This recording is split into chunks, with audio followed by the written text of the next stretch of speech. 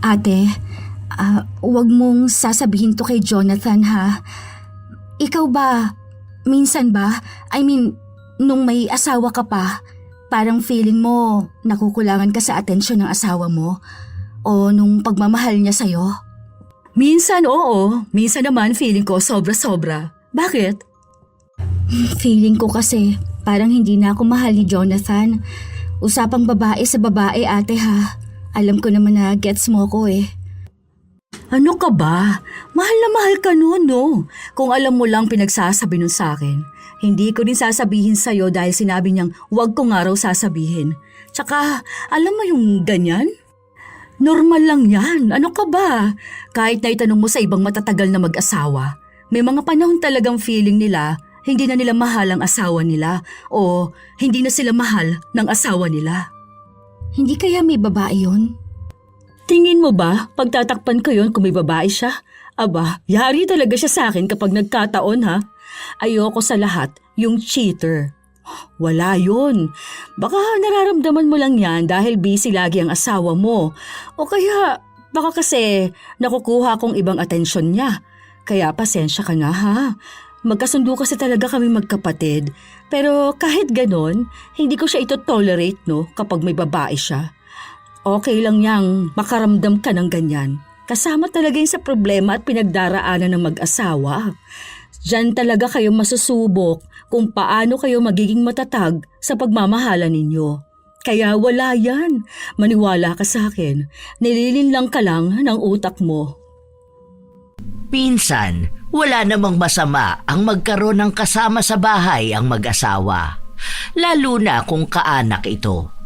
Pero paano kung ang kaanak na yon ang magiging mitya ng pagkasira ng pagsasama?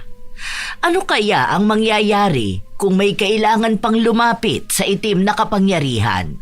At paano makakaapekto sa dalawa ang binahay na ate?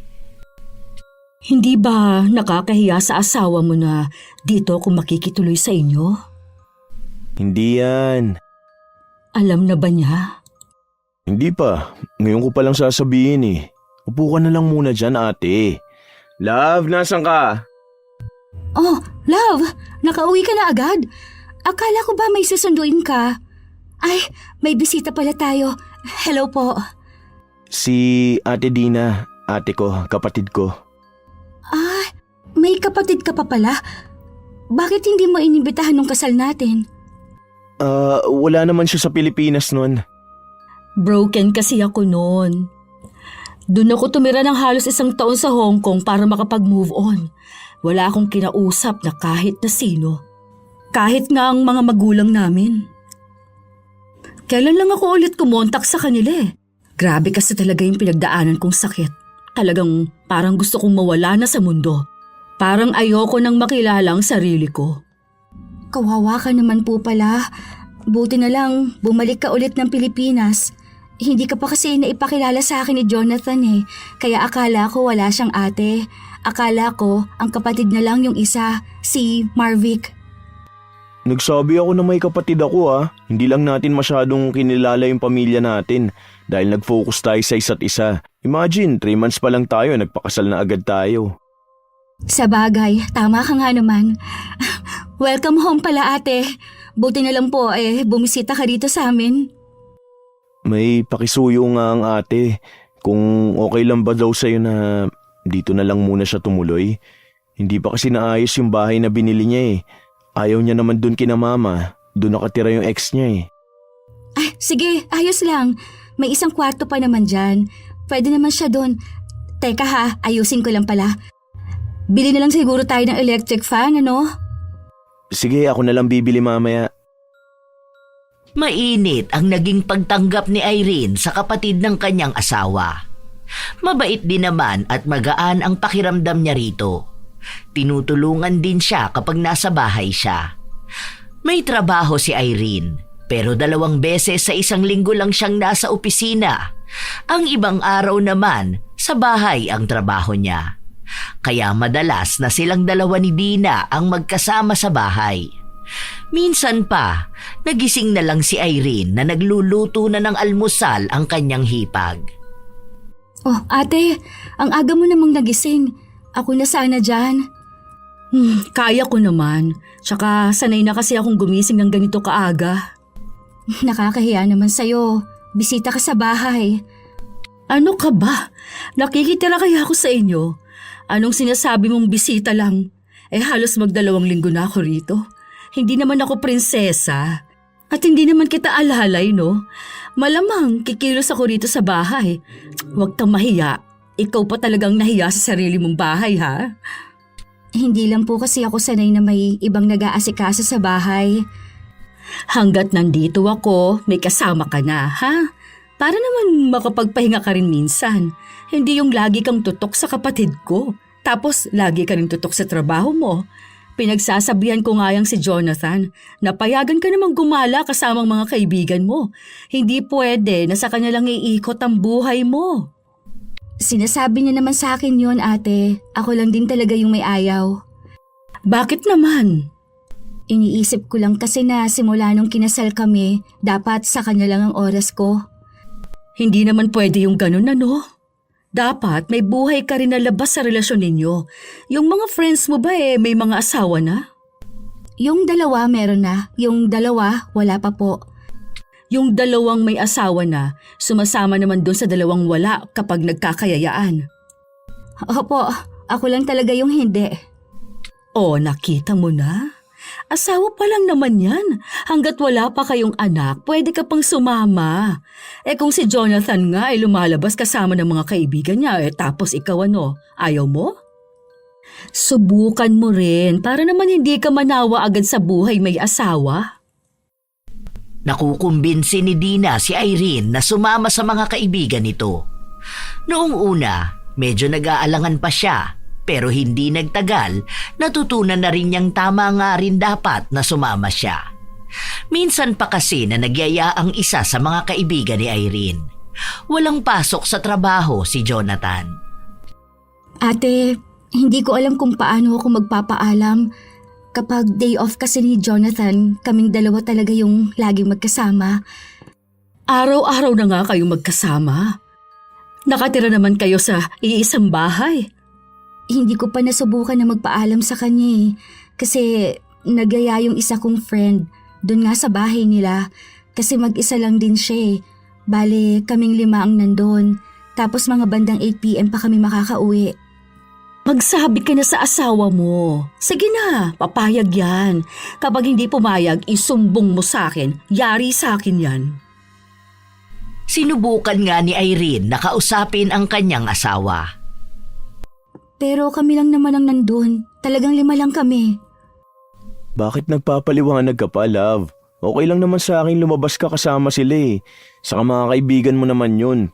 Baka mamaya sabihin nila kaya hindi ka nakakasama sa kanila dahil hindi kita pinapayagan. Saka may tiwala naman ako sa iyo .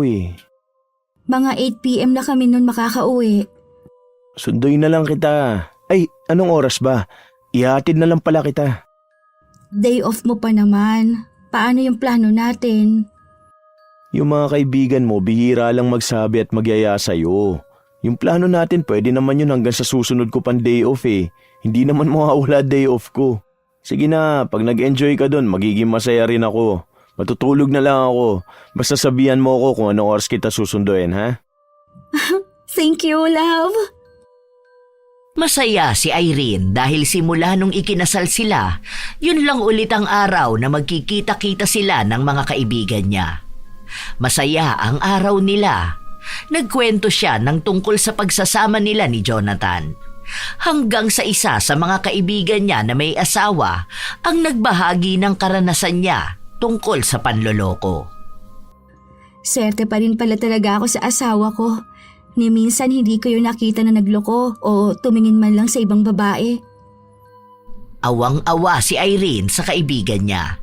Hindi niya alam kung paano niya patatahanin sa pag-iyak. Hanggang sa sumapit na ang gabi, sinundo na rin siya ng kanyang asawa. Alam mo, love, si Carol, nagloloko yung asawa niya. Grabe naman, may isa na silang anak, di ba? Mala fairy tale pa yung wedding nila. Oo nga Hindi ko alam bakit may mga lalaki na nagloloko. Mga hindi masaya sa buhay nila. I mean sa sarili nila. Mga duwag yun. Kung may masaya na silang pamilya, hindi na dapat sila nagpapa-apekto sa tukso. Ano ba naman yun? Ako galit ako sa mga ganyang lalaki. Hindi ko makita kung paano nila nagagawang lukuhin ang mga asawa nila. Kaya nga eh. Si Daddy, nagtatrabaho yun na ang daming babaeng nakapalibot sa kanya. Hindi naman siya nagloko sa mami ko, kahit hanggang ngayon. Kahit naman si Daddy, nasa mag-asawa talaga yan kung anong pipiliin nila. Kung maglolo ko ba sila? Ang kakapal pa ng mukha na ibang manloloko, doon pa talaga sa asawa nila isisisi bakit sila nagloko. Buti na lang hindi ka ganun ano. Abala na nga ako sa trabaho ko, paano pa ako sisingit naman babae? Saka yari ako sa daddy mo, saka sa daddy ko. Baka latiguhin ako naman ngayon kapag nalaman nilang nagloko ko. Yari ka rin pala sa ate mo. Isa pa pala yun si ate, baka sakalin ako. Ang bait ng ate mo, no? Ay, lahat naman pala kayo. Pero mas nakasama ko kasi yung ate mo kesa doon sa bunso ninyo. Bumait na nga yan si ate. Mas malala yan noon kung alam mo lang. Noong mga bata kami, sobrang siga niya na. Naalala ko pa noon may jowa yan tapos niloko siya. Alam mo ba kung anong ginawa niya? Sinugod niya. Pinag-umpog niya yung babae at yung dati niyang jowa. Ayun, dugo ang ulo. Putok ang kilay. Ganong kalala yun.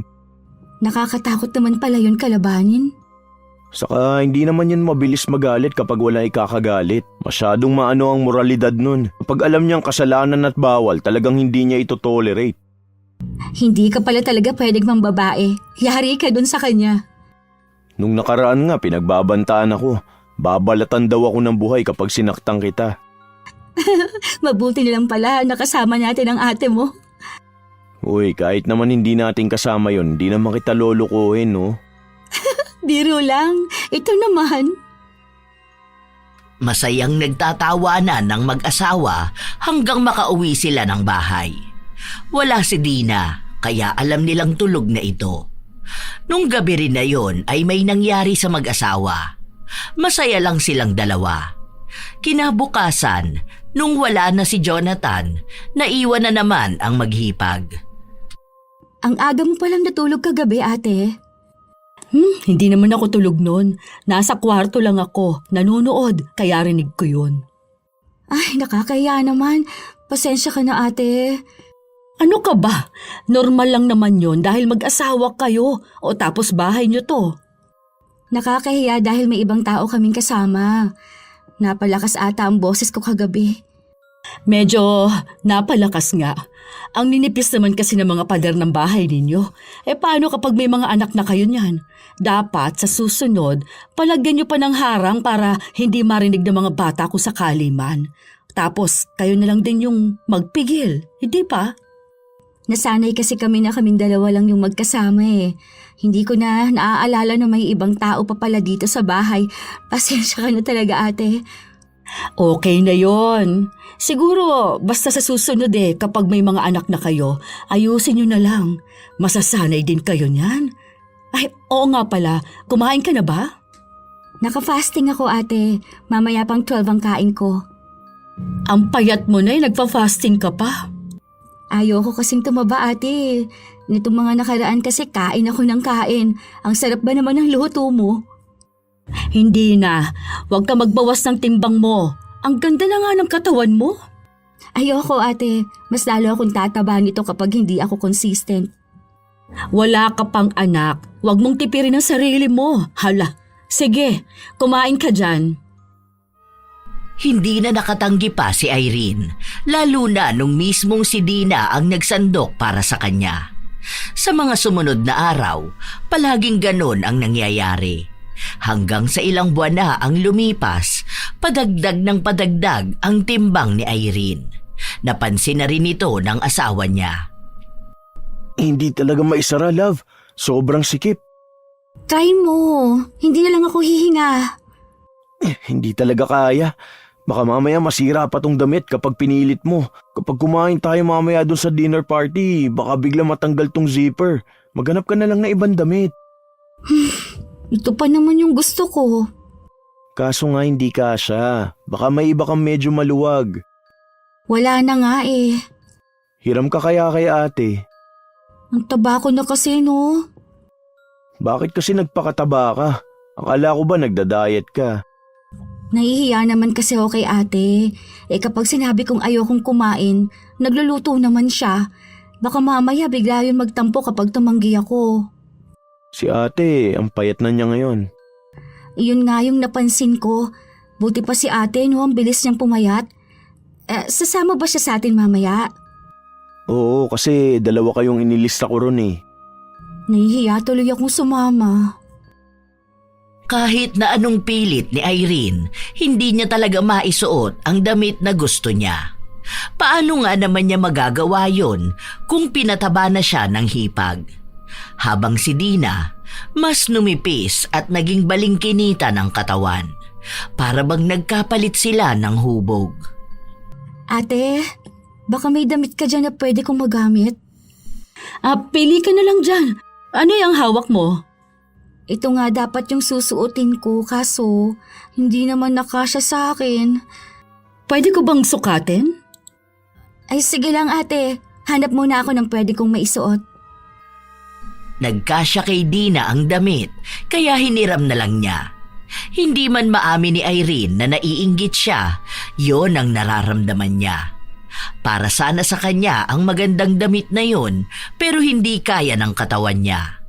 Habang ang mga damit ni Dina, hindi niya gusto ang estilo.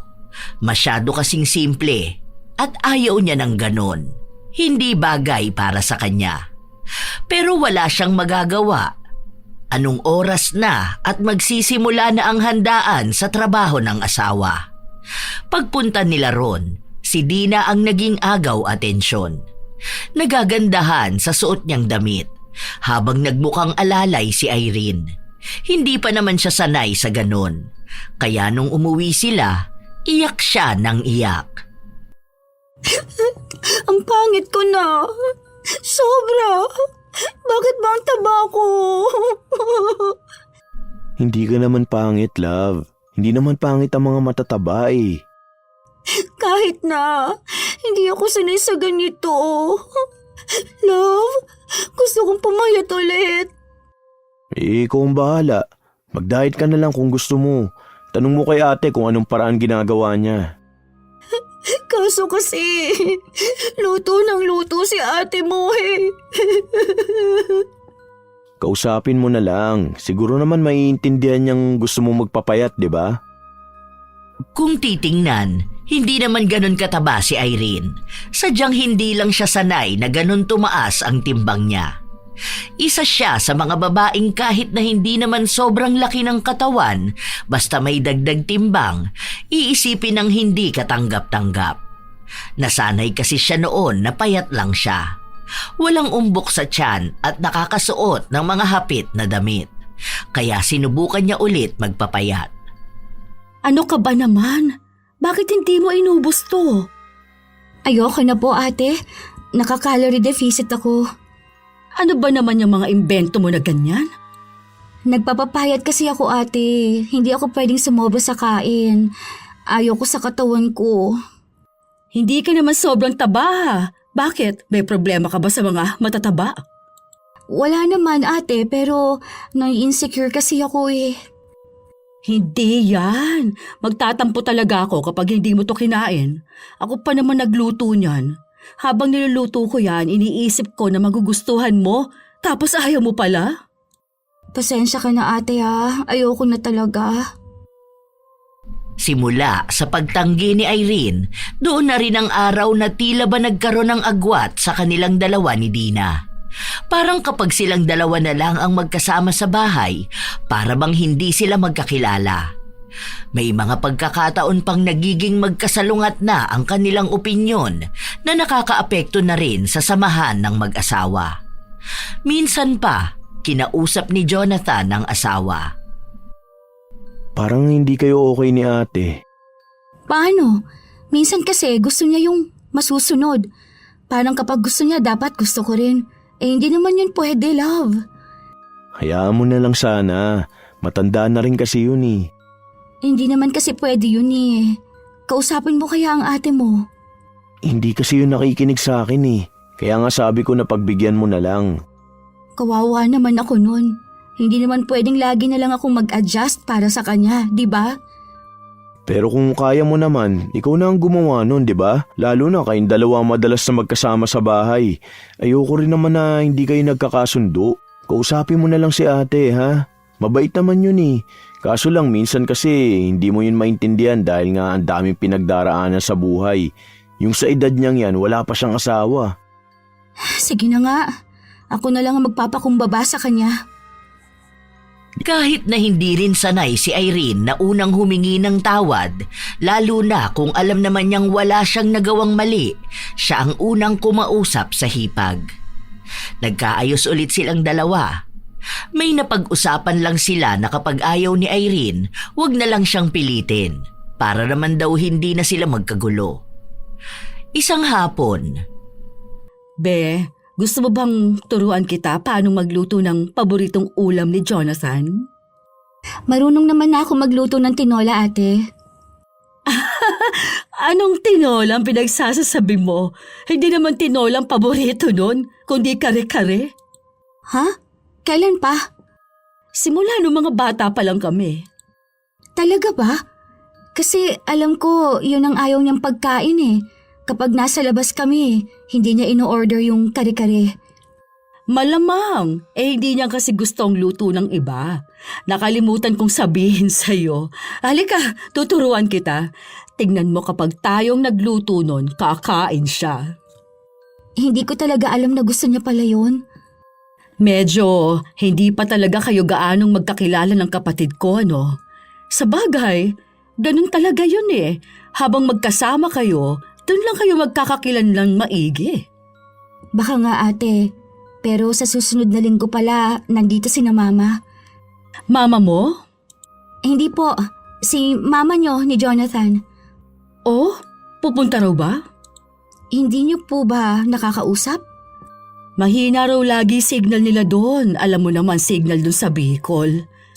Kaya nga, nung nakaraan tinawagan ko sila, hindi ko makausap ng maayos. Ang hina sobra eh. Tapos si Jonathan nakausap niya, putol-putol pa. Pero pupunta nga raw dito. Ah, sige. Ang tagal ko na nga rin hindi sila nakikita eh.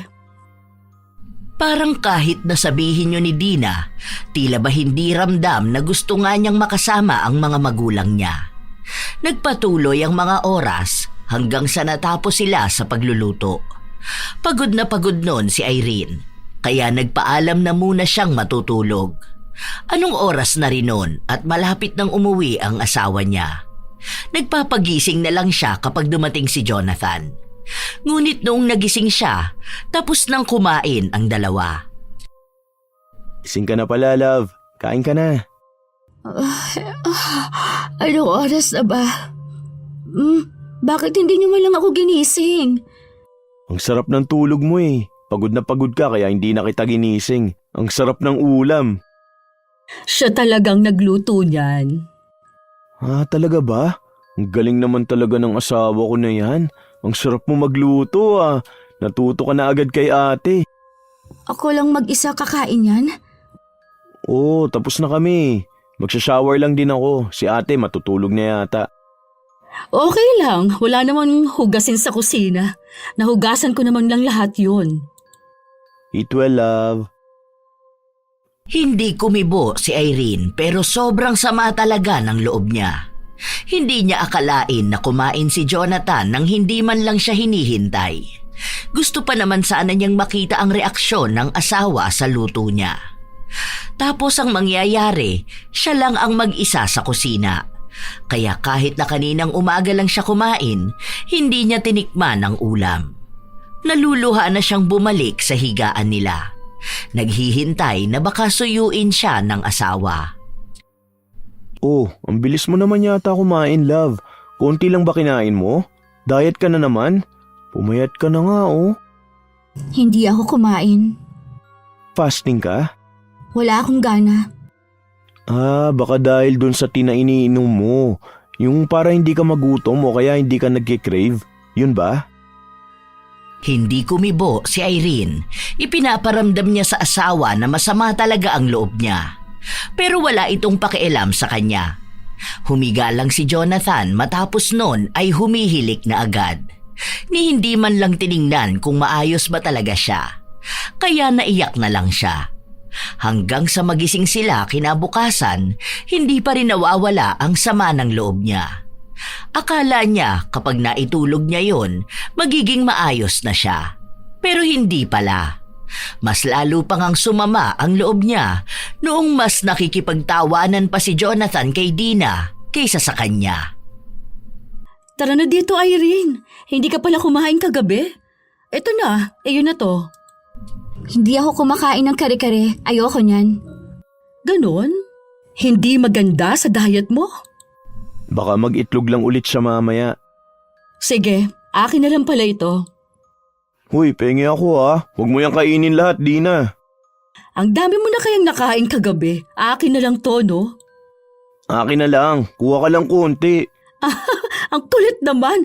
Akin nga yan. Nakatulala lang si Irene. Para siyang wala roon. Para bang nararamdaman niyang hindi na siya kailangan ng asawa niya. Kaya umiyak na naman siya sa loob ng kwarto nila. Walang pasok sa trabaho si Jonathan, kaya nasa bahay lang siya.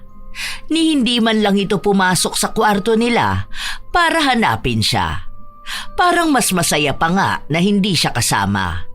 Hanggang sa sumapit na ang tanghalian, walang gana si Irene, kaya hindi siya pinilit ng asawa na kumain. Hapon na lang noong napansin ni Jonathan na hindi siya lumalabas ng kwarto. Masama ba ang pakiramdam mo? Doon ka na sa labas. Hayaan mo na lang ako rito. Ano bang problema mo? Ano nangyari? May nagawa ba akong mali? Talagang tinanong mo pa? Bakit? Ano ba yun? Hindi mo alam? Hindi mo naman sinasabi sa akin Paano ko malalaman? Hindi mo na ako mahal. Hay, ano bang pinagsasasabi mo? Mahal kita dahil asawa kita. Na hindi mo man lang alam na masama ang loob ko. Nung isang gabi, kumain ka na hindi mo ako gustong makasabay. Mas okay pa sa'yo kumain ako mag-isa. Tapos kaninang umaga at tanghali na hindi mo ako inaaya. Ano ba ako sa bahay na to? Baka dapat ako na lang ang umalis. Akala ko kasi nagda-diet ka. Kahit na, dapat kahit pa alam mong nagda-diet ako, aayain mo pa rin ako. Ganun sa ginagawa mo noon. Kaso ngayon, parang ayaw mo na ako makasama Sabihin mo lang, uuwi na lang muna ako kina mama. Huwag ka na magtampo. Hindi ko lang talaga alam. Si ate kasi yung kasabay ko Mas gusto mo pang makasabay ang ate mo kaysa sa akin Hindi naman sa ganun. Close kasi kami nun Huwag ka na magselo. Sorry na. Hayaan mo, simula ngayon sasabayan na kitang kumain. Kahit na nilalambing na siya ng asawa, hindi niya ramdam ang sinseridad na para bang napipilitan lang ito. Pero iniisip ni Irene na baka siya lang ang nag-iisip ng ganon. Baka hindi lang siya sanay na may kahati siya sa atensyon ng asawa kahit sabihin pa na kapatid ito. Hanggang sa lumipas ang ilan pang mga linggo, parang may kakaiba siyang nararamdaman. Hanggang sa humingi siya ng payo sa hipag. Ate, huwag mong sasabihin to kay Jonathan ha. Ikaw ba? Minsan ba? Nung may asawa ka pa, parang feeling mo nakukulangan ka sa atensyon ng asawa mo o ng pagmamahal niya sa'yo? Minsan, oo. Minsan naman feeling ko sobra-sobra. Bakit? Feeling ko kasi parang hindi na ako mahal ni Jonathan Usapang babae sa babae ate ha. Alam ko naman na gets mo ko. Ano ka ba? Mahal na mahal ka nun, no? Kung alam mo lang ang pinagsasabi nun sa akin, hindi ko rin sasabihin sa'yo dahil sinabi niyang huwag ko nga raw sasabihin. Tsaka, alam mo yung ganyan, normal lang yan, ano ka ba? Kahit na itanong mo sa ibang matatagal ng mag-asawa, may mga panahon talaga na feeling nila hindi na nila mahal ang asawa nila. O hindi na sila mahal ng asawa nila. Hindi kaya may babae yun? Tingin mo ba, pagtatakpan ko yon kung may babae siya? Aba, yari talaga siya sa akin kapag nagkataon Ayoko sa lahat, yung cheater. Wala yun. Baka nararamdaman mo lang yan dahil busy lagi ang asawa mo. O kaya baka dahil nakukuha ko ang ibang atensyon niya. Kaya pasensya ka na ha. Magkasundo kasi talaga kaming magkapatid. Pero kahit ganon, hindi ko siya ito-tolerate kapag may babae siya. Okay lang yang makaramdam ng ganyan. Kasama talaga yan sa problema at pinagdaraanan ng mag-asawa. Diyan talaga kayo masusubok kung paano kayo magiging matatag sa pagmamahalan nyo. Kaya wala yan. Maniwala ka sa akin. Nililinlang ka lang ng utak mo. Paano kasi? Parang nung mga nakaraan, lagi siyang busy. Hindi naman yun ganun noon eh. Iniisip ko na baka may babae yun sa work niya. Baka naman may pinag-iipunan yun kaya sobrang busy. Gusto mo bang samahan kitang alamin kung may kabit ang asawa mo? Baka naman isumbong mo ko sa kanya. Tutulungan ba kita kung balak lang din naman kitang isumbong? Sure ka ba, ate? Oo naman. Sino pa bang magtutulungan? Kahit naman kapatid ko yon, hindi naman ako papayag na magloko siya, no? Ang galing naman niya. Lagot talaga siya sa akin. Magkakampi tayo rito. Dahil doon, napalagay na ang loob ni Irene. Alam niyang hindi magloloko ang asawa niya dahil mismong kapatid ni Jonathan ang kakampi niya. Hindi natuloy na bumisita ang mga magulang ni na Jonathan dahil nagkasakit ang tatay nito. Nagpadala na lang sila ng pera, kaya silang tatlo pa rin ang magkakasama.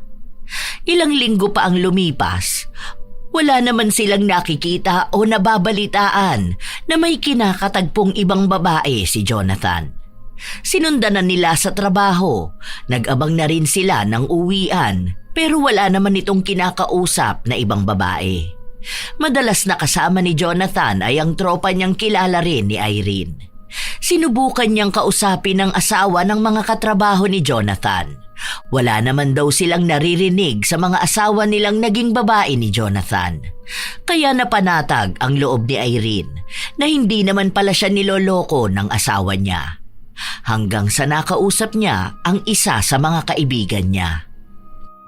Hindi ah. Sinabi kaya sa akin ni Ate Dina na kapag nahuli niya ang asawa ko, siya mismo ang gugulpe. Ano kasi yun eh, galit din sa mga manloloko. Siguro naman ayaw niyang may babae na iiyak at mararanasan yung naranasan niya, hindi ba? Sumagot ang kaibigan niya na wala siyang kakampi.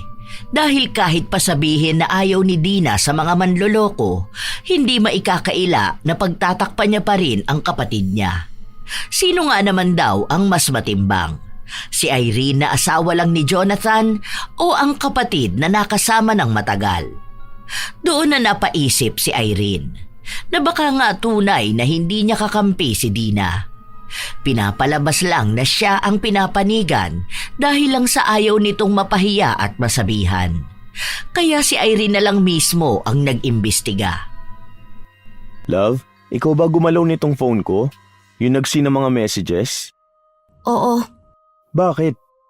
Hindi ko ba pwedeng tingnan kung anong pinag-uusapan niyo? Ano naman bang pag-uusapan namin ng mga katrabaho at katropa ko? Tungkol lang tong usapan namin sa parts ng motor. Wala naman. Gusto ko lang malaman. Bakit nga? Hindi mo naman yan ginagawa nun ah. Gusto ko nga lang makita kung anong pinag-uusapan ninyo, tsaka kung sino bang kausap mo. Masama ba yun? Pinaghihinalaan mo ba ako? May dapat ba akong ipaghinala sa'yo? Wala akong babae, ano ba naman yan? Oh, di wala. Bakit parang nagbabagong itsura mo? Nagagalit ka ba? Nagtataka lang ako. Hindi ka naman kasi ganyan noon eh. Baka ikaw ang naglolo ko. Ako talaga? Ako talagang pinag-iisipan mo ng ganyan? Bakit ako rin ang pinaghihinalaan mo? Alam mo naman na bahay at trabaho lang ako. Ang sabi nila kung sino naghihinala, siya yung gumagawa. Hindi ako manloloko. Oh, mas lalo naman ako. Umiinit na ang tensyon sa dalawa. Kaunti na lang ay magsisigawan at maglalabasan na sila ng mga hinaing nila. Mabuti na lang ay pumagitna sa kanila si Dina para lang palamigin ang tensyon sa mag-asawa. Ikaw, Jonathan, doon ka sa kwarto nyo. Ayusin mo yung tono ng pananalita mo, ha? Asawa mo ang kausap mo. Bakit kasi ako pagbibintangan sa kasalanang hindi ko naman ginawa? Hindi naman kita pinagbibintangan ah. Masama na ba yung tingnan kong cellphone mo? Oh, oops. Tama na yan. Ano ba naman kayo? Hindi kayo magkakaintindihan yan kung parehas kayong mainit ang ulo. Sige na, dumistansya na muna kayo sa isa't isa. Ako nang kakausap muna sa inyo, ha? Nagtatalo pa kayong dalawa. Malas sa bahay ninyo ang ganyan. Kapag nasimulan na ang awayan, tuloy-tuloy na yan. Oh, ha? Huwag ka na magsalita, ha, Jonathan? Ang unang kinausap ni Dina ay ang hipag. Pero bago niya yun ginawa ay binigyan niya muna ng oras si Irene para makahinga. Gusto niyang makausap ito ng hindi galit para maging maayos ang magiging usapan nilang dalawa. Ilang oras lang din, napansin na niyang kumakalma na si Irene, kaya kinausap na agad ito ni Dina. O ano, pwede na? Pasensya ka na ate. Ano ba kasing pinagtatalunan ninyong dalawa? Okay lang naman kayo, ha? Basta ate, Alam ko na. Tungkol na naman sa babae. May nakita ka ba? wala naman. Paano kasi? Tinitingnan ko lang naman ang cellphone niya, nagalit na agad siya. Asawa naman ako, di ba? Hindi ko ba pwedeng gawin yon? Bakit yung ibang asawa, ginagawa naman yun? Alam mo, hindi naman porket ginagawa ng ibang asawa gagawin mo na rin. Iba naman kayo ng asawa mo, no? Tsaka bigyan nyo ng privacy ang isa't isa. Ikaw ba? Pinakikialaman ba niya ang cellphone mo? Hindi. Hindi naman pala. Iisa ang ibig sabihin nun. May tiwala siya sa'yo, kaya nagagalit ang asawa mo dahil ikaw mismo yung walang tiwala sa kanya. Hindi ka pa rin ba naniniwala na walang babae ang asawa mo? May nararamdaman kasi ako ate. Hindi ko lang matumbok. Alam ko talaga na meron eh. Hindi ko alam kung paano ko patutunayan. Yan ang isa sa dahilan kung bakit may relasyong nasisira. Yung puro na lang hinala. Alam mo, naaapektuhan ka lang ng mga napapanood at mga nababasa mo. Minsan lang ako maghinala ate, pero alam ko na meron. Hindi ko lang talaga alam kung paano ko malalaman na totoo.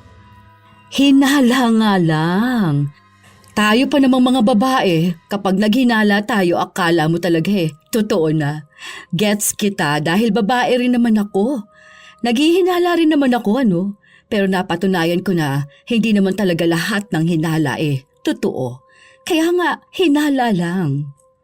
Pero hindi naman natin mararamdaman kung wala lang, di ba? Hindi yan. Para hindi kayo laging nag-aaway ng asawa mo, itigil mo yung paghihinala mo sa kanya. Kung totoo namang nagloloko siya, lalabas at lalabas din naman talaga ang totoo. Nakukonsensya na tuloy ako ngayon. Ako na munang kakausap kay Jonathan. Dito ka na lang muna. Papasok lang ako ng kwarto para maging maayos na kayong dalawa. Nakakaloka kayo. Naging bouncer niyo pa ako dito. Pinabayaan na lang muna ni Irene ang kanyang asawa at si Dina sa loob ng kwarto. Matagal, hindi niya alam kung naging maayos ba ang usapan ng dalawa, pero may hindi siya mawaring pakiramdam. Ang bilis ng tibok ng kanyang puso at namamawis ang kanyang palad. Hindi niya rin alam kung babaliktad ba ang kanyang sikmura o kung anong may kumakawala sa kanyang kalamnan. Maya-maya, nagtangka siyang kumatok sa pinto, pero kusa na yung bumukas. Nanginginig pa nga ang laman niya. Okay na. Nakapag-usap na kami ni Jonathan. Magbati na kayo. Hindi kumibo si Irene dahil hindi niya alam kung anong pwede niyang sabihin. Pero tila ba may maliliit na detalye siyang nakita na hindi niya lang mapunto kaagad. Pagpasok niya ng kwarto, hingal na hingal ang asawa niya. Pawis na pawis din ito. Naging maayos sila, pero hindi ibig sabihin nun na titigil na si Irene alamin kung sino ang babae ng asawa niya. Hanggang sa isang araw, nakausap ni Dina ang mga magulang ni Jonathan. Minsan kasi, hindi niya yun makausap ng maayos. Hawak din kasi ni Jonathan ang account ng nanay niya. Ang sabi niya, bantay raw yun para hindi maloko ang matanda sa makakausap nito. Pero sa pagkakataon na yun, tila ba tadhana na ang nagtulak para matawagan ni Irene ang biyenan. May mga itinanong siya. May mga bagay na unti-unting nagbibigay linaw sa kanya. Isang hapon, naabutan ni Jonathan na nag-eempake ng gamit ang asawa niya. Oh, saan ka pupunta? Di ba sabi ko sa'yo pupunta kaming Singapore para doon sa work ko? Ah, ngayon na ba yun? Oo, mamayang gabi na. Hindi mo naalala? Ang tanda ko kasi sa susunod na buwan pa eh. Sana sinabi mo sa akin para natulungan kita mag-empake. Hindi, okay na. Kaya ko naman to. Ang dami mo namang binitbit. Para namang hindi ka na uuwiin yan. Marami ba yan? Pang 3 days nga lang yan. Sapatos lang yung mukhang nagparami dito. Ah, sige, mag-iingat ka ha. Hatid kita sa airport. Oo, sige. Para hindi na rin ako mag-commute. Nakausap mo pala si mama kanina? Nangumusta lang siya. Tapos nagtanong kung kailan sila pwedeng bumisita rito. Sabi ko, pagbalik ko na lang galing ng Singapore. Yun lang? Oo, yun lang. Saglit lang naman usapan namin eh. Kita mo naman doon mga wala pang 1 oras. May meeting din kasi ako na hinihintay nun, kaya ayun, hindi ko masyado nakausap. May pagsisinungaling sa sinabi ni Irene. Yun ang unang pagkakataon na nagsinungaling siya sa kanyang asawa. Pangalawa lang ang pagsabi niyang pupunta siya ng ibang bansa kahit na ang totoo nun, hindi talaga siya aalis. Paraan niya para makumpirma ang isang bagay. Noong nasa airport na sila, hinintay niya munang makauwi ang asawa niya bago siya nagpunta sa hotel. Iniwan niya ron ang gamit niya, saka siya nagpunta sa bahay nila. Habang nasa biyahe siya, hindi mawari ang panginginig ng kanyang katawan. Para na siyang naluluha sa galit o sa sakit. Naghahalo na, hanggang sa nakauwi siya. Sa likod ng bahay siya dumaan. May susi siya kaya hindi siya makakaabala sa kung sino man ang nasa loob ng bahay. Doon na bumungad sa kanya ang kababuyan na ginagawa ng tinuring niyang magkapatid. Buti na lang mas sulit kapag andito tayo sa bahay niyo. Hindi na nagtatago. Sana nga magtagal pa si Irene sa Singapore para kahit papano pwedeng araw-araw to. Ikaw? Nanggigigil ka na naman sa akin Gusto ko talaga yung mga galaw mo. Yung sa asawa ko ang boring. Kung hindi lang yun mabait at maganda ang trabaho, naku, hihiwalayan ko na yun. Ikaw na lang ang pipiliin ko. Nagpakasal ka naman kasi kagad. Hindi ko naman alam na may gusto ka pala sa akin nun eh. Saka mas matanda ka kasi sa akin. Alam mo ba, gusto ko yung mas matanda sa akin. Pero ang tanga ng asawa mo, no? Matalino naman sana siya pero hindi niya kinumpirma kung magkapatid ba tayo. Hindi niya alam na binahay mo na ate yung kalaguyo mo mismo. Mabilis kaya yung maniwala kapag ako nagsabi. Paano kapag nalaman niya? Hindi yan. Saka may ate naman talaga ako eh. Dina ang pangalan nun. Kaso lang pinsan na ate. Walang kontak dun si na mama kaya baka pag sinabi nung nakasama ko ate ko na si Dina, maniniwala mga yun. Inampon yun nila mama nung bata pa kami. Kaya lumalabas na parang nakakatanda akong kapatid. Kaya pala Dina ang sinabi mong pangalan ko. Ang talino mo talaga ha? Naisahan mo pa yun. Para mas exciting ang buhay natin dito, di ba? Kapag wala ang asawa ko, pwede tayo. Kahit naman nandyan siya, hindi mo naman ako matitiis. Nung nakaraan nga, natutulog siya Pumuslit ka pa sa kwarto ko. Kaya nagrereklamo yun Parang wala nang nangyayari sa inyo Sa'yo palang ubos na lakas ko Nanginginig na sa galit si Irene. Pinamukha sa kanya ang lahat ng kasinungalingan ng dalawa. Ang taong inakala niyang kapatid ni Jonathan, ang taong hinahanap niyang kalaguyo nito. Halos mag-iisang taon na siyang pinaglalaruan ng dalawa. Galit na galit siya pero hindi niya sinugod ang dalawa. Umalis siya ng bahay. Kahit na ang umiyak, hindi na niya magawa. Dahil ang alam niya lang, gusto niyang makapaghiganti. Kung ginawa siyang tanga ng dalawa, dapat lang din siyang makipaglaro ng taguan sa kanila. Hindi pagganti ng panloloko sa asawa niya, kundi ang mas higit na galit na pwedeng bumalik sa dalawa. Habang wala siya, alam niyang masaya si Dina at Jonathan. Nanggigigil na siya, pero pilit niyang nilalabanan ang emosyon.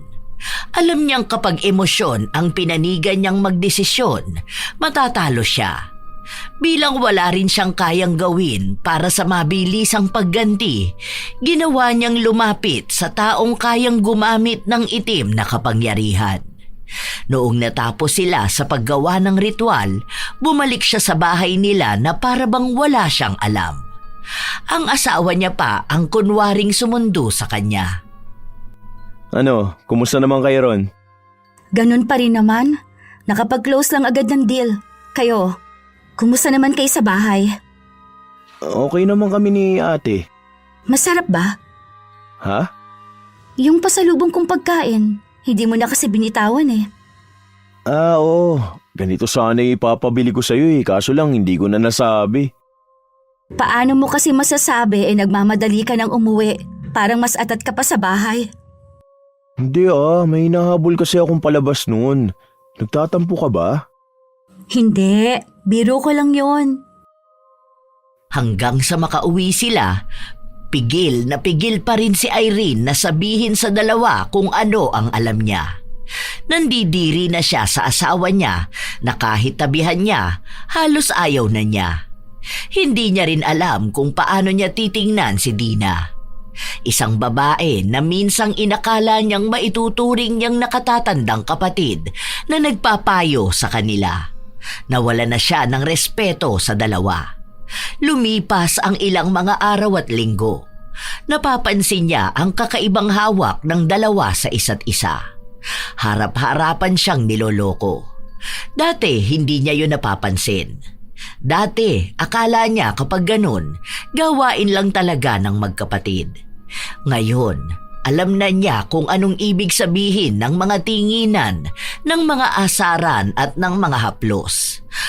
Para bang wala silang kakaba-kaba, na hindi nga sila mahuhuli sa mga pinaggagawa nila.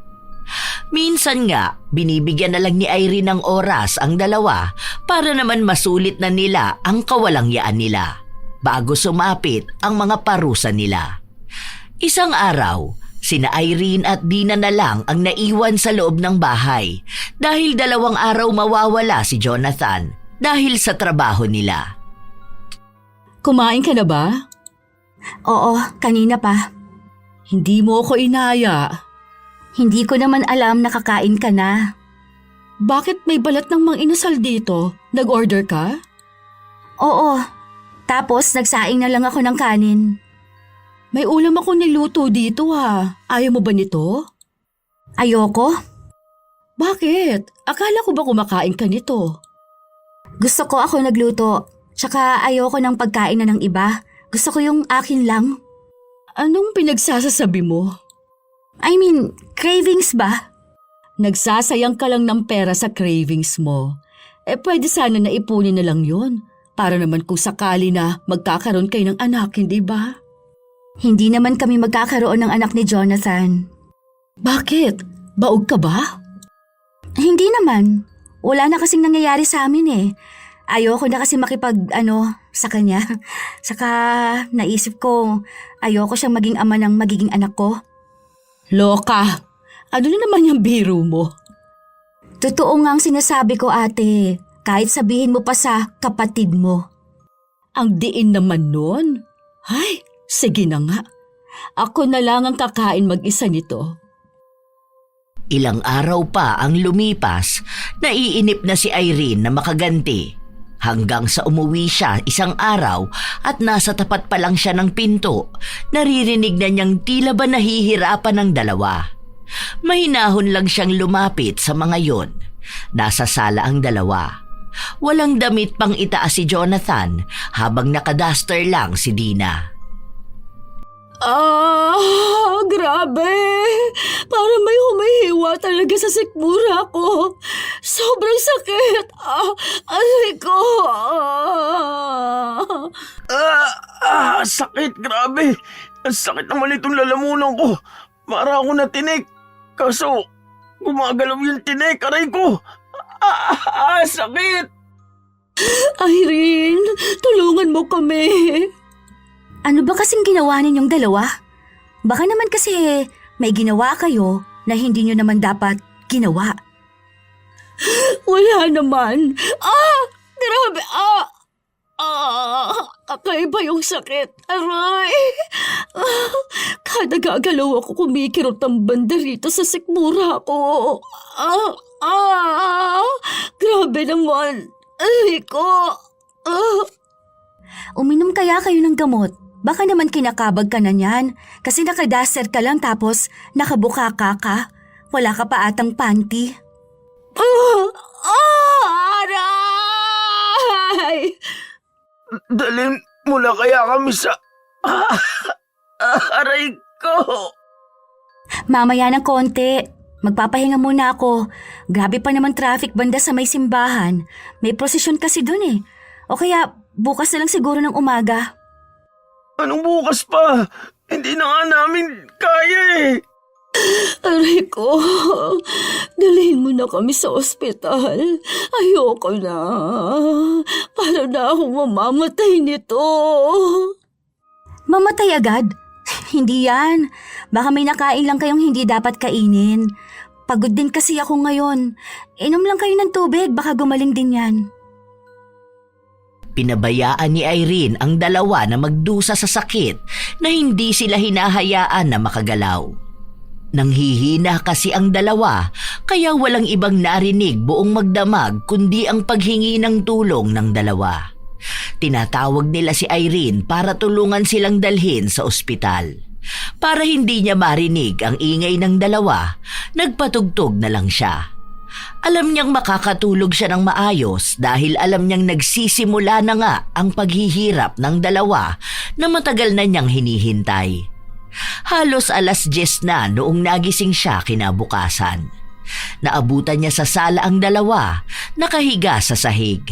Para bang katutulog lang nila. Nakabaluktot pa sila dahil masakit pa rin ang sikmura ni Dina. Nakatulog pa kayo sa lagay na yan ha? Teka lang, dapat magising kayo. Sinadya ni Irene na ibagsak ang mga kaldero para lang makagawa ng ingay. Hindi nga siya nagkamali. Nagising ang dalawa. Maya-maya pa, nakita niyang bumangon ang mga yon. Nakahawak si Dina sa kanyang sikmura habang si Jonathan naman sa kanyang leeg. Gising na pala kayo. Ano, may masakit pa rin sa inyo? Bakit hindi mo man lang kami dinala sa ospital? Alam mo bang sakit na kami? Ilang beses ka na naming tinawag. Hanggang ngayon nga, masakit pa rin eh. Nawala na ako ng boses. Nung nakatulog na kami, nag-ingay ka naman. Hindi ko naman sinasadya yun. Magluluto sana ako ng almusal natin eh. Hindi ko pala nahawakan na maigi yung kaldero sa ilalim. Ayun, nahulog. Tsaka pagod din talaga ako kagabi. Kaya natulog na lang ako. Nakatulog ka pa kahit nahirap na kami. Malay ko ba kung totoo yun? Tsaka nawala naman na ata ngayon. Kain na muna tayo tsaka tayo pumunta ng ospital. Kalmado lang si Irene. Kung tutuusin, alam ng asawa niya na dapat ay hindi na ito maapakali lalo na kung may sakit siya. Ganun kasi ang ugali ni Irene. Ayaw niyang nahihirapan ng kanyang asawa. Kung may masakit nga lang kay Jonathan, hindi na nakakatulog ang asawa niya. Paano pa kaya yung halos mamatay na siya sa sakit, tapos parang baliwala lang sa asawa? Hindi na nagsalita pa si Irene. Nagluto siya ng pagkain. Noong kumain ang dalawa, sabay pa silang sumuka. May lumalabas na mga maliliit na uod sa mga suka nila. Mga buhay. Ano yan? Bakit may ganyan? Nasusuka pa ulit ako. Feeling ko may mga ipis na naglalaro sa sikmura ko. Mas malalaki yung ipis sa akin. Bakit ganon? Feeling ko nakabara sa lalamunan ko. Habang sumusuka ang dalawa ng mga ipis, kasabay ng kulay berdeng likido, tahimik at kalmado lang si Irene na inuubos ang pagkain niya. Halos magmakaawa na sa kanya ang dalawa, pero wala siyang ibang ginagawa. Inaalog na nga ni Jonathan ang lamesa para lang sabihin sa kanya na tumayo naman siya at asikasuhin sila. Pero walang ibang ginagawa si Irene. Para bang wala siyang mga kasama. Hindi na kasi gaanong makapagsalita ang dalawa dahil tuloy-tuloy ang pagsuka nila. Nanghihina na rin sila. Si Dina, halos humiga na sa sahig. Tapos na akong kumain. Wait lang. Ligo lang ako tapos punta na tayong ospital, ha? Para bang normal na araw lang kay Irene. Para bang hindi niya nakikita na naghihirap ang dalawa. Nung natapos na siya, nagpunta sila ng ospital. Doon lang kahit na paano natigilan ang sakit na nararamdaman ng dalawa. May ibinigay pang ang gamot sa kanila. Dok, bakit po parang may mga ipis na lumalabas sa suka namin? Yung akin po maliliit lang. Yung kay Jonathan, yung medyo malalaki. Tapos kulay green po yung suka namin. Talagang nagkalat sa bahay yung mga ipis. Totoo po yun, Dok. Kahit itanong niyo pa sa asawa ko. Pasensya na po kayo, Dok. Kagabi pa po sila walang tulog eh. Hindi ko nga po alam kung anong pinagsasabi nila. Pero baka po dala na lang din yun ng sama ng pakiramdam nila. Nagsasabi kami ng totoo. Alam ko naman nakita mo yun eh. Inapakan mo pa nga yung ipis, di ba? Huwag mong palabasin na parang nasisiraan kami ng bait. Paiinumin ko na lang po sila ng gamot sa tamang oras. Salamat po, Doc. Patuloy na pinaglalabanan ng dalawa ang pagsuka nila ng ipis. Kaya pinagtitinginan sila ng mga tao roon. Tanging si Irene na lang ang nag-udyok sa dalawa na umuwi na. Dahil kung ayaw nila, iiwan silang dalawa at uuwi siyang mag-isa. Mabuti na lang ayaw din ng dalawa na hindi sumabay sa kanya. Habang nasa sasakyan sila, humihilab na naman ang sikmura ni Dina. Huwag kang susuka sa kotse ko. Ikaw ang paglilinisin ko. Bakit ba ganyan ka makitungo sa amin? Ano bang masama naming ginawa sa'yo? Normal lang naman sana na samahan mo kami sa ospital. Day off ko ngayon. Nakakaabala kayo sa akin. Ikaw nga ang kumausap dyan sa asawa mo. Nasusuka na naman ako. Bakit naman ganun ang sinabi mo na hindi kami sumusuka ng ipis? Nakita mo naman yun ah. Baka gusto mong isipin nilang lahat na nababaliw na tayo. Ano? Baka mamaya dalhin kayo sa mental hospital niyan. O kung pinilit natin, baka bigla kayong operahan. Buklatin niyang tiyan ng ate mo. Mag-alala ka pa sa kanya. Gawin niyan experiment sa lab. Sana pinagtanggol mo man lang kami. Dami kong iniisip at gagawin. Iintindihin ko pa ba kayo? Kasalanan niyo rin naman kung bakit kayo nagkakaganyan eh. Hindi na kumibo ang dalawa dahil ramdam na naman ni Jonathan na may gumagapang sa kanyang lalamunan. Ibig lang sabihin nun, baka masuka na naman siya at puro ipis ang lumabas. Nung nakauwi na sila, sumuka nga sila. Nasa tapat pa lang sila ng bahay. May mga kapitbahay silang nakikita ang mga ipis na sinusuka nila. Nandidiri at natatakot sa kanila. Pumasok na lang kayo. Matutulog na ako. Halos gumapang na ang dalawa, makapasok lang sa loob ng bahay. Tinatawag nila si Irene pero hindi ito tumutugon sa kanila. Hanggang sa lumipas pa ang ilang mga araw, hindi na nakapasok si Jonathan sa trabaho. Minsan kasi habang may kausap siyang kliyente, nasukahan niya ito at gumapang ang ipis na galing sa suka niya. Dahil doon, galit na galit ang amo niya at walang pagdadalawang isip na sinesanti siya. Nagugutom na ako. Wala pa ba tayong pagkain? Hindi pa nagluluto si Irene. Ang sakit na rin lalo ng sikmura ko. Dagdag pa kasi yung gutom. Kanina pa ako hindi kumakain. Yung kinain ko ng almusal, naisuka ko rin. Dapat lagi tayong may nakahandang pagkain. Paano tayo iinom ng gamot? Hindi ninyo ako katulong. Tsaka kumain na ako sa labas kanina. Ikaw lang talaga. Alam nga namang isama ko kayong dalawa, di ba? Nakakahiya naman sa mga makakakita ng suka ninyo doon. Bakit hindi mo man lang kami inuwian ng pagkain? Wala naman kayong pinadalang pera sa akin eh. Bakit ko kayo bibilhan? Oo nga pala. Sa susunod na araw, on-site na ako mag-work. Ayoko na ng work from home. At bakit? Sino na mag-aalaga sa amin ngayon? Eh di kayong dalawa. Maniwala akong hindi ninyo gusto na malayo ako. Eh yun nga ang pangarap nyo, di ba? Yung maiiwan kayong dalawa rito sa bahay. Para mas maging masaya kayo. O ayan, magpanggap kayo na mag-asawa. Ano bang pinagsasasabi mo? Huwag na kayo magpanggap. Alam ko na ang totoo. Hindi mo naman kapatid yung hindot na matandang losyangin na yan eh. Kabit mo yan. Ano bang... Oh, magsisinungaling ka pa kasi. Ayan, nasaktan ka na naman. Grabe, sumasakit na naman ang lalamunan ko. Parang hinihiwa. Okay lang yan. Deserve nyo naman kayang dalawa yan. Alam nyo ba kung bakit sinasamahan ko pa rin kayo kahit na alam ko na ang totoo? Dahil dyan, gusto kong malaman kung ano nang nangyayari sa inyo. Kung paano kayo maging hirap na hirap sa buhay. Wala ka bang puso? Ako ang walang puso? Talaga ba, Jonathan?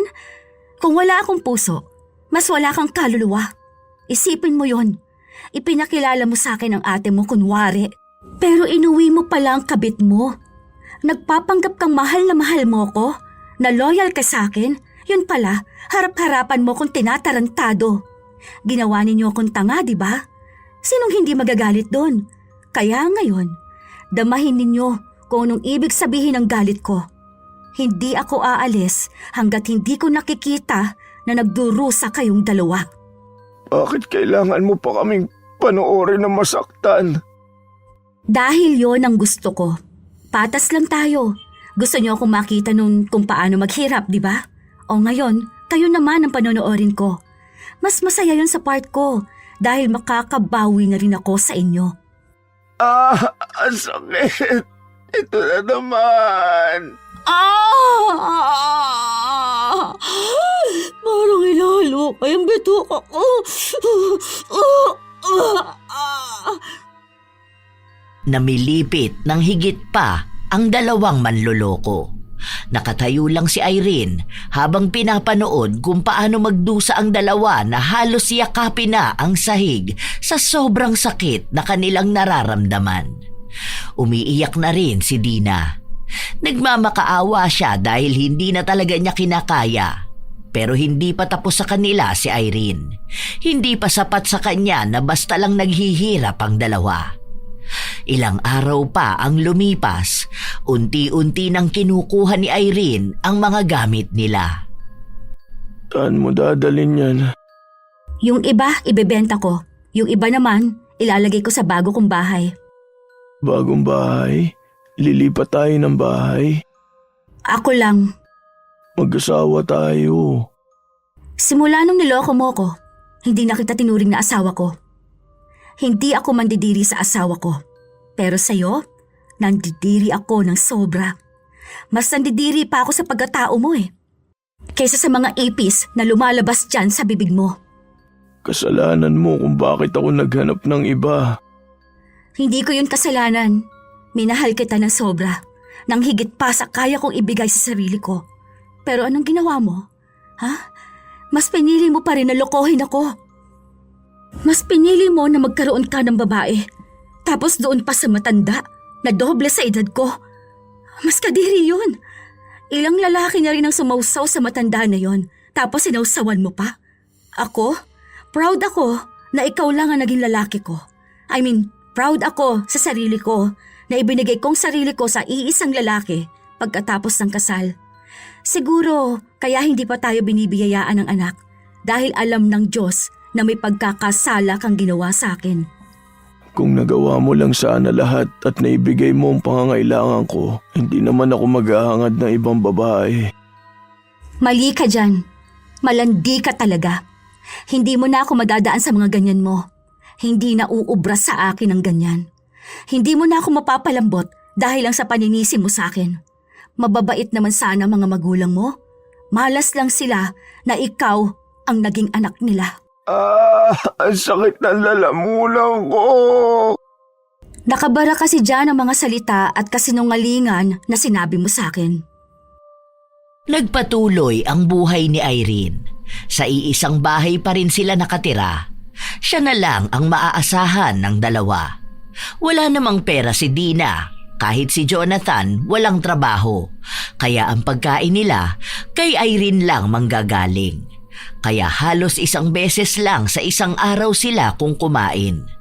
Kung umaga bago umalis si Irene o kapag gabi pag uwi niya. Wala silang naging reklamo dahil wala namang ibang tutulong sa kanila. Kung magrereklamo sila sa barangay, baka mas magmukha pa silang katawa-tawa. Minsan pa nga humingi ng tulong si Dina sa kapitbahay pero hindi sila pinansin dahil nakarating na pala sa lahat na kabit siya ni Jonathan. At ang mga taong nakapalibot sa kanila, kakampi ni Irene. Mga taong galit sa mga kabit at manlolokong asawa. Isang beses pa, umuwi si Irene na abutan niyang walang kuryente sa bahay. May gamit na kandila ang dalawa sa loob. Mabaho, amoy suka at kung ano-anong hindi maipaliwanag. Bakit walang ilaw? Sira ba? Ang init naman.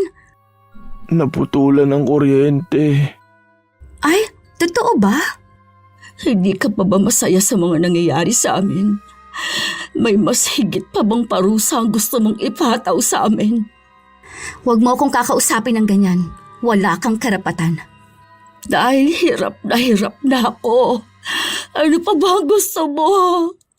Huwag kang magreklamong nahihirapan ka ha. Nung panahon na nakahiga ka sa malambot na kama, tuwang-tuwa kang mukha kong tanga. Kaya huwag kang magsasalita ng kung ano-ano. Isa ka lang walang kwentang babae. Ikaw ba namang pumayag na maging kabit? Isama sa bahay kasamang tunay na asawa? Yang pagkababae mo, parang ipis na isinusuka mo. Dapat nang lunukin mo yung suka mo dahil bagay sa iyong kumain na mga ganon. Insecure ka lang sa akin. Para saan? Nakinuha mo ang lalaki na yan? Kaya nga ibinigay ko na sa'yo, di ba? Kayo na nga ang magkasama rito sa bahay. Kayo na nga ang mag-asawa, di ba? Oh, alam mo kasi na mas magaling ako sa'yo. Wala na ako dyan sa pagalingan na yan. Pinaka-boring na part ng buhay kong pakikipagtalik sa lalaki na yan. Kaya kahit na wala na siya, mabubuhay ako. Ikaw ang may pinakamalungkot na buhay rito. Kasama ka ba naman magduse? Kumain ng tira-tira ko. Hindi makaapila dahil wala namang pera. Walang trabaho. Kaninong pamilya ka uuwi?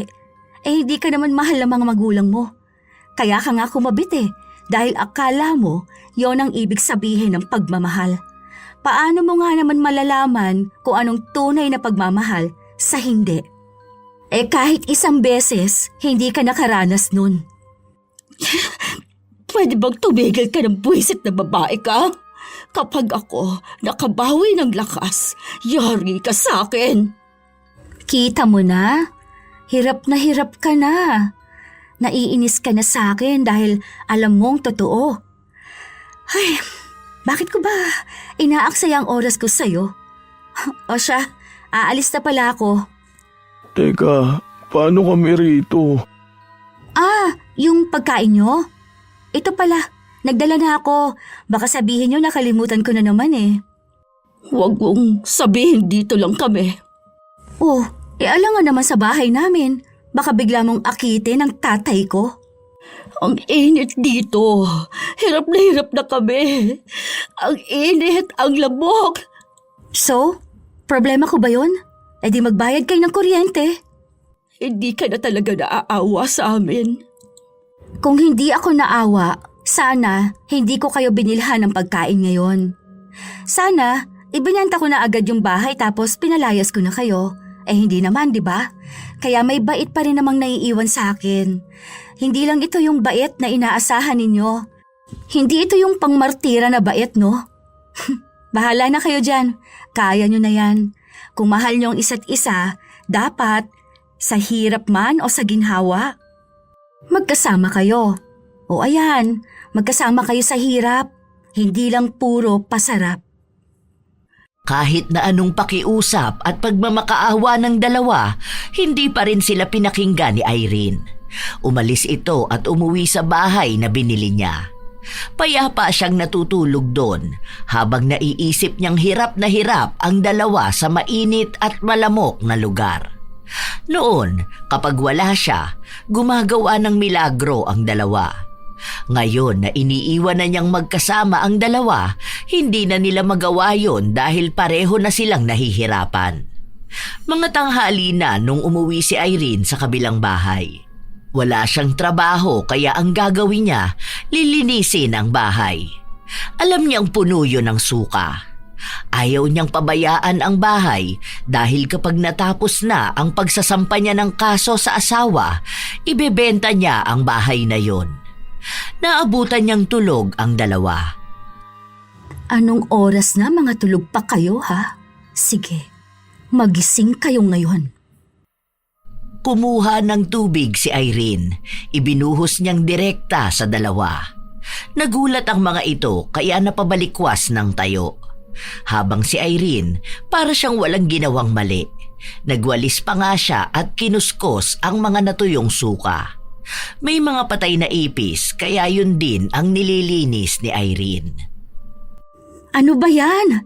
Nakakadiri naman dito sa bahay. Iba talaga ang nangyayari, no? Kapag wala ang asawang babae. Ang baboy ng bahay? Paano? Baboy na kabet ang inuwi. Dinagana kayo rito, oh. Ang ganda ng bahay ko na to. Naging ganito na ang itsura. Talagang sinadya mo kaming gisingin. Binuhusan mo pa kami ng tubig. Ngayon nga lang kami nakatulog. Ang sama ng ugali ng babaeng yan. Aba, malay ko ba? Hindi ko naman alam. Anong oras na kasi tulog pa kayo eh. Hindi naman kayo mayayaman, no? Tsaka maglilinis ako ng bahay. Hindi niyo magawa eh. Sakit na naman ang sikmura ko. Grabe. Gutom ka na niyan. Sakit. Grabe yung paghilab. Ang kati ng lalamunan ko. Sobrang sakit. Aray ko po. Grabe naman pahirap to sa buhay. Hindi mo ba talaga kami tutulungan? Hindi ka pa ba masaya na ganito kami? Anong gusto niyo? Umiyak ako kasi naaawa ko sa inyo? Ganun ba, ha? Huwag na. Kapag maayos kayong dalawa, baka kapag naiiwan kayo rito sa bahay, kung ano-ano nang gawin ninyo. Ano bang gusto mong marinig? Ha? Humingi kami ng tawad sa'yo? Sige, patawad na. Oo na, sorry na. Anong akala niyo sa akin, bata? Tatanggapin ng sorry na hindi totoo? Kahit na anong hingi niyong tawad sa akin, hindi ko kayo pakikinggan. Wala akong pakialam sa inyong dalawa. Hindi ko nga kayo iniisip na babalik kayo sa dati. Ano ba kasing pinagawa mo sa amin? Baka pinakulam mo kami. Lumapit ka pa sa demonyo. Mapupunta ka talaga sa impyerno. Nagpapatawa talaga kayong dalawa, no? Kung makapagsalita naman kayo niyan, akala mo naman sobrang buti niyong tao. Aba, baka naman lumagpas na kayo sa langit niyan, ha? Ay, bakit ko ba kayo pinapansin? Wala naman kayong mga kwentang tao. Tabi nga dyan, naglilinis ako eh. Baka matuyo lalong mga suka ninyo sa sahig eh. Kapag binienta ko to, magpa-renovate pa ako ng malakihan. Ano? Bakit may bibenta tong bahay na to? At bakit hindi? Sa akin ito, no? Baka nakalimutan mong akin ito. Bago tayo kinasal, akin na to. Ako kaya ang bumili nito. Pero mag-asawa tayo. Lahat ng iyo akin din.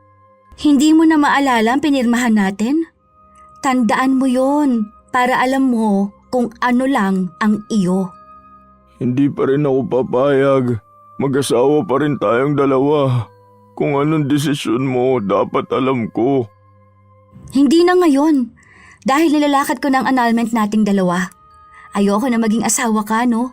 Hindi na ako papayag na bit-bit ko pa rin ang apelido mo.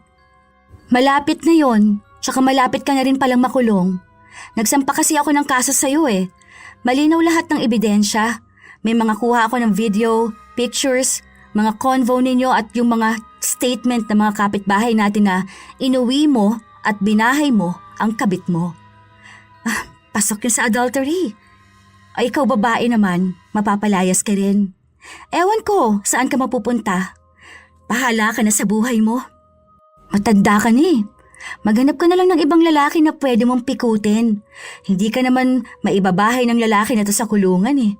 Yun lang ang masasabi ko sa ngayon. Hintayin nyo na lang ha. Kumbaga, araw-araw nyong sulitin ang isa't isa. Dahil baka isang araw, hindi na kayo magkita. Bakit mo ba ito ginagawa sa amin Ganun ba kalaki ang kasalanan ko? Isang beses lang ako nagloko sa'yo. Hindi ko nga alam kung ginawa mo rin to sa akin eh. Baka nga ako lang yung nahuli mo. Para lang maging malinis ka sa paningin ng iba. Hindi pa ba sapat yan na dahilan para gawin ko to sa inyo? Yang kakapalan ng mga pagmumukhaan yung ganyan, ha? Ano bang gusto mong gawin namin? Hihingi ako ng tawad sa'yo. Luluhod pa ako basta wag mo na lang ituloy ang gusto mo. Sige, magbabago na ako kung yun talaga ang gusto mong gawin ko. Paalisin ko si Dina dito sa bahay. Magsimula tayo ng bagong buhay. Kasama naman ang tukso sa pagsasama ng mag-asawa eh. Nasa atin naman na yung kung paano natin ilalaban ang kasal natin, di ba? Huwag ka nga magpatawa. Paano akong gagawa ng bagong buhay kasama ka? Kung ayaw na nga kitang makasama pa. Isa pa, hindi na nga kita nakikita na magiging asawa ko. Kapag nakatingin ako sa'yo, para ka lang basura sa mga mata ko. Kung babalikan kita, parang sinabi mo na lang na pumulot ako ng basura. Ayoko nun. Kapag natapos na tayo, ibig sabihin nun, tapos na tayo. Kapag nakipaghiwalay ako, totoo na yon. Hindi yun pag-iinarte lang. Kaya itong action na ginagawa ko, totoo at seryoso na ako. Paano na yung pangako na binitiwan natin sa altar? Hindi naman ako ang may kasalanan kung bakit hindi natin yun napanghawakan, di ba? Ako ba ang nagkasala? Pero ikaw naman ang unang sumuko eh. Ikaw ang hindi nagpatawad. Yun ang pinakamabigat na kasalanan. Mas mabigat naman ang pakikiapid. Kasama naman yun sa 10 utos ng Diyos. O ayan, gagamit ka na naman ng relihiyon para mapagtakpan ang kasalanang nagawa mo. Wala na. Yun na yon, Jonathan. Tapos na tayo. Wala na akong pagmamahal sa'yo, ni katiting. Halata na hindi nga nagbibiro si Irene. Talagang naging matigas siya. Pinapakita niya sa asawa niya na kahit isang pagkakamali lang yun, pinili niya pa rin yun. Pinapamukhaan niya rin na hindi lang iisa ang may kasalanan, kundi nagtaksil si Jonathan. Hindi naman mangyayari yun sa kanila at kung hindi pumayag si Dina na magpanggap na kapatid para lang maging magkasama silang dalawa, maayos sana ang pagsasama nilang mag-asawa. Kaya pinili nilang magkaroon ng kasalanan. Kaya pinili din ni Irene na gumanti at huwag magpatawad. Dahil para sa kanya, iba-iba naman ang mga tao. May nagsasabi sa kanya na magpatawad siya dahil asawa niya yun o dahil tao lang sila. Pero hindi niya pinakikinggan ang mga taong nagsasabi sa kanya nun. Dahil para sa kanya, siya ang nakaramdam ng sakit. Siya ang niloko kaya hindi niya ibabase ang desisyon sa opinyon ng iba. Siya ang may kakayahang magdesisyon para sa kanyang sarili. Magpapatawad siya dahil yon ang gusto niya, hindi dahil yon ang sinasabi ng iba. Umakyat na ang kaso. Nagkaroon na ng progreso na paghihiwalay ng dalawa at ang pagpapakulong ni Irene kay Jonathan. Minsan pa, isang hapon, nagpunta si Irene sa bahay kung nasaan ang dalawang tao na nagtaksil sa kanya. Dinig na dinig niyang hirap na hirap ang mga ito. Grabe, parang awa niyo na, tama na. Ayoko na. Sobrang sakit na. Gusto ko na ito matapos. Aray ko po. Pagod na ako sumuka ng insekto. Pagod na ako masaktan. Gusto ko na ng pahinga. Kung papatayin niyo man ako, ngayon na lang. Huwag niyo na akong pahirapan pa ng ganito kalala. Ayoko na. Ako rin. Ayoko na. Grabe. Utang na loob. Gusto ko na matapos itong sakit na ito. Ikaw kasi ang may kasalanan nitong lahat. Sana, hindi na lang ako sumama sa'yo. Ako pa ngayon ang may kasalanan. Kung hindi mo sana ako inakit. Kung hindi ka sana pumatol sa akin, di ba? Ikaw naman na may gusto noon. Ikaw pa nga pumilit sa akin sumama ako sa'yo. Tapos, ang pakilala mo sa akin kapatid mo dahil ayaw mong mahuli ka kaagad ng asawa mo kapag lagi kang aalis o late kang uuwi. Pumayag ako dahil pinangakuan mo ko ng magandang buhay. Hindi lang ako may kasalanan nito. Pero mas malaki ang kasalanan mo. Nangakit ka ng lalaki na may asawa na. Pero, sinabi mo rin naman sa akin nung una na wala kang asawa. Sakit. Nasusuka na naman ako. Ayoko na sumuka. Ubus ng lakas ko. Hindi naman nauubos ang ipis na isinusuka ko eh. Alam nyo, wag na kayong magsisihang dalawa. Parehas naman kayo may kasalanan eh.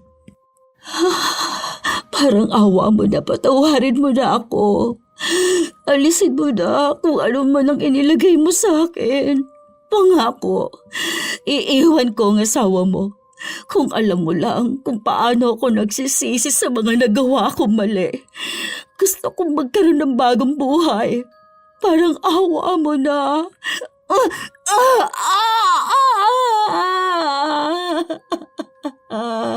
Ngayon ka pa talaga hihingi ng tawad sa akin? Kung kailang huli na ang lahat?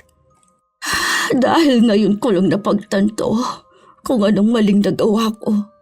Kaya sana mapatawad mo ako. Parang awa mo na. Ayoko na ng ganito. Ang sakit. Pag-iisipan ko pa kung magpapatawad na ba ako o hindi pa. Sa ngayon, hindi ko pa kaya. Lahat ng gusto mo gagawin ko. Parang awa mo na. Patawarin mo lang talaga ako. Sige na. Maawa ka na sa akin. Alam ko kung ano ang mali ko. At kung mabibigyan na sana ako ng pagkakataon, hindi ko na ito uulitin kahit na kailan. Magsisilbi itong malaking aral sa akin. Parang awa mo na. Patawad. Nakaluhod na si Dina. Halata sa kanyang nagsisisi talaga siya sa kung ano man ang nagawa niya. Habang si Irene, wala siyang tugon. Dahil hindi naman niya alam kung handa na nga ba siyang magpatawad o hindi pa. Dahil para sa kanya, may sugat pa rin sa pagkatao niyang hindi pa rin nagagamot ng paghingi lang ng tawad ni Dina. Ilang araw pa ang lumipas, nasa punto nang nalalapit ng dakpin si Jonathan. Kaya kinausap na niya ang dalawa. Ako, aalis na ako. Pangako, aalis na ako kahit na ngayon mismo. Basta maawa ka sa akin. Alisin mo na itong sakit na nararamdaman ko. Kahit na anong mangyari, hindi niyo na ako mararamdaman. Hindi niyo na ako makikita kahit na anino ko. Magpapakalayo-layo na ako. Totoo itong paghingi ko ng tawad. Alam mo, kahit na naging kabit ako ng asawa mo, alam kong mabuti kang tao. Huwag mo na akong utuin. Hindi na uubra sa akin ang mga ganyang salita. Hindi kita inuuto. Nagsasabi lang ako ng totoo. Alam ko naman na hindi mo to gagawin kung hindi dahil sa pagluloko namin. Alam kong hindi mo yan basta marirealize. Sinasabi mo lang sa akin yan ngayon dahil iniisip mong mapapatawad agad kita. Pero mali ka. Hindi ganun kadali ang pagpapatawad. Sa inyong dalawa, hindi ako mabuting tao. Dahil kung mabuti ako, pinatawad ko na kayo. Hindi na ako nag-asampa ng pagganti. Ayoko na. Ang hirap na. Aalis na ako. Ipapakita ko sa yung totoong sinasabi kong magbabagong buhay na ako. Hindi na nagsalita pa si Irene. Tiningnan niya lang si Dina. Mukhang totoo nga ang sinabi nito. Hindi na siya nagdalawang isip na lumabas ng bahay. Kahit na hinang-hina na siya. Kahit na mukha na siyang kawawa at nanggigitata ang damit dahil sa dumi ng mga natuyo niyang suka, lumabas siya. Ang akala nga ni Irene, palabas lang lahat ng yun. Napag-usapan ng dalawa para lang mapaniwala siya. Hanggang sa halos 1 linggo nang hindi niya nakikita o nararamdaman si Dina. Hindi niya alam kung saan na ito napadpad o kung buhay pa ba. Hanggang sa isang beses, si Jonathan na ang kumausap sa kanya. Nung naiwan ako rito mag-isa, ang dami kong napagtanto. Ang dami kong pagkukulang sa iyo bilang asawa. Sana mapatawad mo pa ako. Katulad ng sinabi ko sa kabit mo, hindi ko alam kung kaya ko pang magpatawad. Alam kong kaya mo pa. Hindi na ako hihiling na magkabalikan tayong dalawa. Ang hiling ko lang maging masaya ka na sa buhay mo nang wala ako. Patawad. Sana dumating na ang araw na makaya mong makalaya sa sakit. Alam kong makukulong na ako. Huwag kang mag-alala. Hindi naman ako magmamakaawa sa iyong huwag gawin yon. Dahil tanggap ko na. Tinanggap ko nang dito na matatapos ang lahat sa atin. Mabuti kang babae, mabuti kang asawa. Ako ang may mali, ang may kulang, ang nagkasala. Ang hiling ko lang, sana dumating ang araw na magpatawad ka. Hindi para sa akin kundi para sa sarili mong paglaya. At sana makakilala ka ng totoong lalaki na magiging tapat sa pangako niya. Hindi na nakapagsalita pa si Irene. Hindi niya alam kung puno pa ba ng galit ang puso niya o unti-unti na rin niyang nararamdaman na hindi na siya masaya sa pagganti niya. Na baka nga oras na rin para magpatawad siya. Pero alam niyang kailangan niya pa ng oras. Nakulong si Jonathan habang ang bahay nila naibenta na nga ng tuluyan. Simula noon, hindi na ulit sila nagkitang dalawa. Bago umalis ng bansa si Irene, pinatanggal niya ang barang. Tila ba bigla niyang naisip na sapat na ang pagdurusa ng dalawa. Hindi na niya kailangan pang magpataw ng barang dahil minsan ang pinakamalupit na parusa ay ang katotohanan na magiging mag-isa at malungkot at miserable na ang buhay ng taong gumawa ng masama sa kanya. Hanggang sa kasalukuyan, wala na siyang naging balita sa dati niyang asawa at sa naging kabit nito. Hindi na rin niya iniisip kung magkakabalikan ba ang dalawa na yon dahil lahat ng sakit at galit niya ay pinaubayanan niya sa langit. Humingi na rin siya ng tawad na mas pinanigan niyang lumapit sa kadiliman para sa paghihiganti. Ngayon, maayos na ang buhay ni Irene sa ibang bansa. Hindi na siya bumalik ng Pilipinas at hindi niya alam kung may balak pa ba siya. Wala pa naman siyang asawa o kasintahan dahil mas kinikilala niya ang sarili niya. Mula sa paghilom niya hanggang sa muling pagkaramdam ng pagmamahal. Kailanman, hindi magiging masaya ang buhay ng mga taong minsang nanira ng tiwala ng kanilang asawa. Masakit at nakakagalit talaga ang mabuko ang kasintahan, ang asawa o ang taong minamahal nila. Dahil ang pangako ng kasal, oras na masira ito, hindi na basta pa maibabalik at maaayos ng simpleng paghingi ng tawad. Minsan, hindi rin naman masisisi ang isang taong gumanti, lalo na kung nasaktan sila ng sobra. Dahil maaaring yon ang paraan nila para maibsan ang sakit na dulot ng kataksilan. Ang panloloko sa isang relasyon ay isang sugat na hindi madaling paghilumin. Kapag ang isang asawa ay piniling manloko, hindi lamang isang tao ang nasasaktan. Nasasaktan ang tiwala, ang mga pangako at ang mga pangarap na sabay nilang binuo. Ang tiwala ay parang salamin. Kapag ito ay nabasag, kahit pa subukang buuing muli, mananatili pa rin ang mga bitak na nagpapaalala sa sakit na naranasan. Hindi dapat gawing dahilan ang lungkot, pagkukulang o pansamantalang tukso upang ipagkanulo ang taong nagbigay ng buong tiwala at pagmamahal. Ang tunay na pagmamahal ay may kasamang respeto, katapatan at paninindigan. Kung may problema sa relasyon, mas nararapat itong pag-usapan at harapin ng may katapatan kaysa itago sa likod ng kasinungalingan at pagtataksil. Sa ganitong paraan lamang mapapanatili ang dignidad ng bawat isa. Tandaan na ang pagmamahal ay hindi dapat maging dahilan ng panlilinlang.